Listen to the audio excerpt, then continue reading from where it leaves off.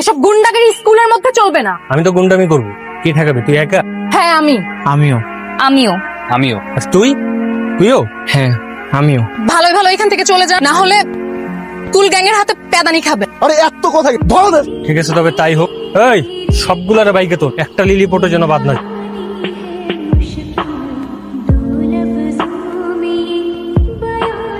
Sir আমাদের এখন ওখানে যাওয়া উচিত, আর নয় আমাদের স্টুডেন্টটা মার খেয়ে মরে যাবে।